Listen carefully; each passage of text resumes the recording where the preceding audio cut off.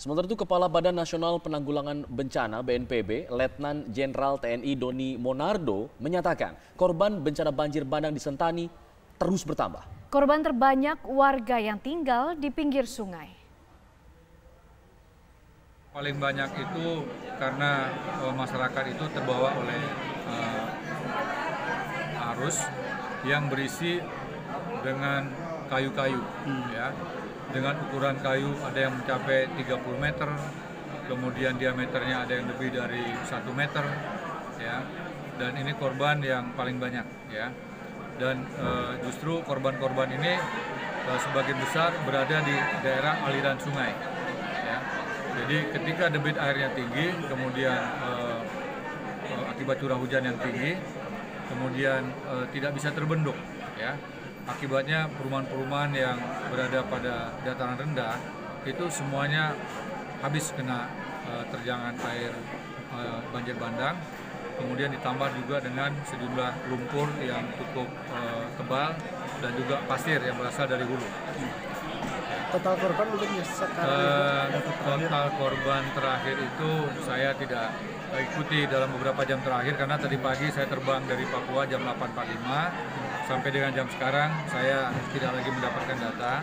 Saya pikir ada kemungkinan. Dan untuk mengetahui bagaimana perkembangan terkini dari banjir bandang yang terjadi di Kabupaten Jayapura, Papua, kita akan tanyakan kepada rekan-rekan kami. Ada Imran Tajudin di Kabupaten Papua dan juga ada Hendy Indrajaya yang berada di Kabupaten Jayapura.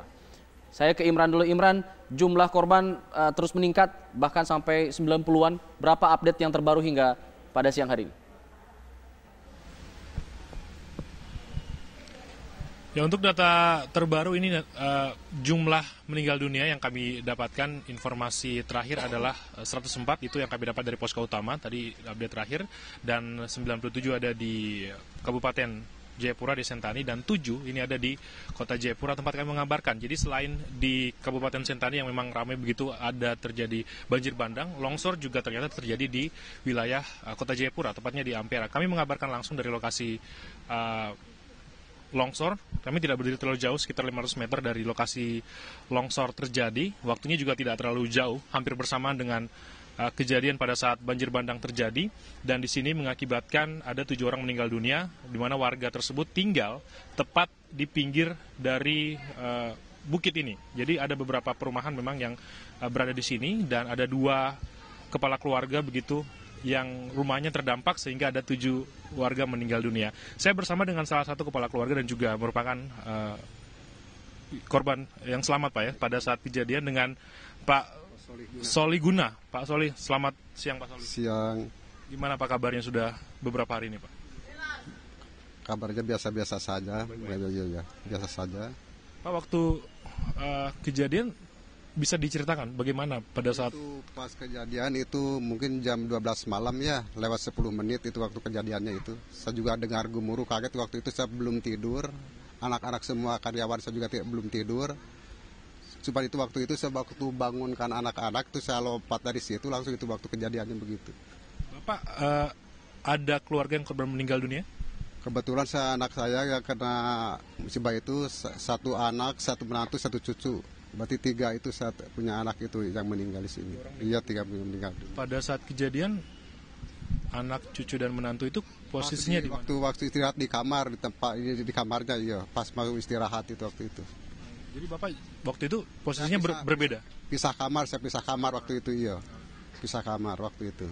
Terus, jadi Bapak lokasinya beda jauh ya sama anak saya, itu beda jauh, iya. Dan selamat.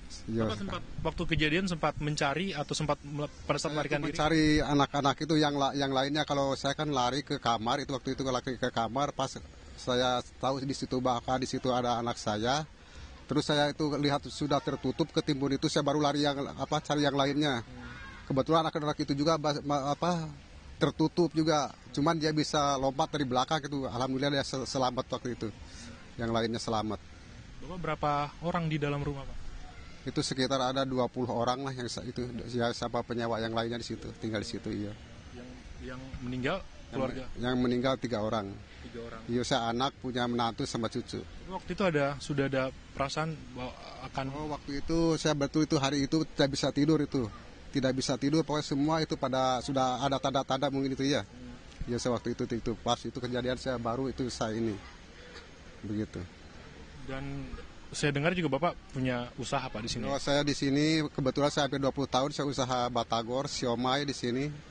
Waktu itu saya baru ke sini baru 3 bulan, anak-anak di sini uang tabungannya juga yang itu sempat tidak diselamatkan, habis pakaiannya juga habis, tertimbun di situ. Makanya saya sekarang susah mau mengembalikan anak-anak itu tidak ada dana begitu. Kalau tinggal di sini kan saya tidak mungkin ya, kan sudah tidak boleh ditempatin lagi di sini begitu.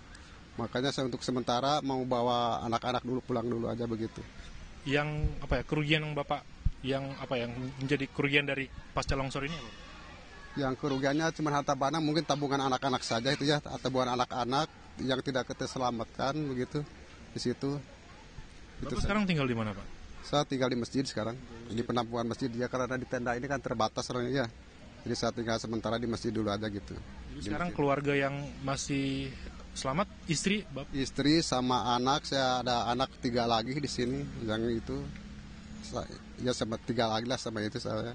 Kondisinya sekarang bagaimana Pak? Alhamdulillah sehat-sehat lah itu. Ya, alhamdulillah sehat-sehat. Gimana makan segala macam? Makan, alhamdulillah saya makan terjamin kalau soal makan ya. Di sini terjamin. Alhamdulillah bantuan tetap mengalir gitu. Ada dari pemerintah setempat, mungkin dari desa, dari RW itu. Nah, untuk tempat tinggal Pak, kan rumahnya sudah. Itu yang jadi masalah, saya tempat tinggal sekarang itu. Untuk sementara kan saya tinggal di masjid, cuman saya sekarang cari dana lah untuk mengalihkan mereka, makanya saya yang ada itu saya dijual, itu gerobak, motor saya dijual, yang penting anak-anak bisa pulang begitu. Jadi Bapak punya anak buah 20 orang yang baru didatangkan ke sini ya? Baru didatangkan, belum lama, baru 3 bulan. Terus terjadi musibah ini Pak? Terjadi musibah ini sekarang. Anak-anak juga sekarang pada tidak punya uang, hasil mereka juga tabungannya tertimbun di situ begitu. Terima kasih Pak Soleh. Terima kasih. Kita harapkan yang terbaik Pak nanti atas pasca dari kejadian longsor. Dan di sini ada sekitar 109 warga yang mengungsi. Ada beberapa titik, ada 2 tenda di sini melalui masjid, 1 juga beberapa mengungsi di kantor salah satu bank BUMN di sini. Mereka tinggal di sana dan juga bantuan mereka sebutkan memang cukup lancar.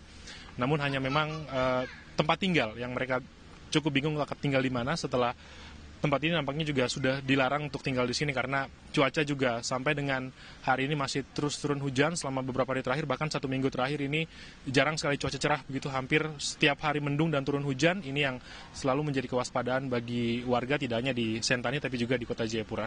Alfa dan juga Ken. Baik, terima kasih Imran Tajudin mengabarkan dari Kota Jayapura. Lalu bagaimana dengan kondisinya di Kabupaten Jayapura? Kita akan tanyakan kepada Hendy Indrajaya di sana. Hendy, sepertinya di belakang Anda terlihat kondisi situasi pengungsian. Seperti apa sejauh ini, Hendy? Baik, Alfat dan Ken. Saat ini saya sudah berada tepatnya di posko induk, tepatnya di Gunung Merah. Dan saat ini sudah ada 9.691 dari 252 KK yang dibagi dari 23 posko sudah mengungsi di setiap posko-posko, dan saat ini juga terdapat sudah ada sebanyak 99 korban jiwa yang dinyatakan hilang, dan tim SAR gabungan TNI Polri masih terus melakukan pencarian di jumlah titik di kawasan yang diduga ada korban jiwa. Demikian. Posko Induk Gunung Merah ini juga menjadi posko utama dalam proses pendistribusian bantuan ke sejumlah titik pengungsian? Iya, posko induk ini adalah posko yang utama dari 22 posko lainnya. Untuk saat ini pengungsi masih membutuhkan sejumlah air mineral dan bahan makanan dan selimut bayi. Demikian. Hendy, tadi Anda menyebutkan jumlah korban meninggal ada 99 orang di sana. Apakah ini mencakup jumlah korban dari keseluruhan daerah di Jayapura atau hanya di Kabupaten Jayapura saja? Untuk 99 korban yang meninggal itu khusus untuk kabupaten dan 7 khusus untuk Kota Jayapura. Dan dari 99 itu sudah ada 82 korban yang dilarikan ke Rumah Sakit Bayangkara, dan sudah ada 43 korban yang diidentifikasi dan sudah dikembalikan kepada pihak keluarga. Untuk 39 lainnya masih belum diidentifikasi. Demikian. Lalu sejauh ini apa upaya yang dilakukan pihak-pihak terkait untuk membantu proses identifikasi? Apakah juga dilakukan proses pencocokan data di Pos Induk Gunung Merah ini? Ya, dari bidang DVI sendiri sudah menghimbau agar pihak keluarga yang merasa kehilangan anggota keluarganya untuk segera melaporkan ke pos-pos atau langsung bisa datang ke Rumah Sakit Bayangkara untuk dilakukan agar segera diperiksa seperti data-data dirinya. Demikian. Hendi, tadi Imran mengatakan di daerah Kota Jayapura hampir setiap hari mendung, hujan turun setiap hari. Bagaimana di wilayah kabupatennya sendiri? Ya, dari 4 hari ini cuaca masih belum bagus. Hujan setiap ini turun drastis dan demikian. Baik, terima kasih Hendi Indrajaya mengabarkan dari Kabupaten Jayapura. Sebelumnya ada Imran Tajudin dari Kota Jayapura. Kita akan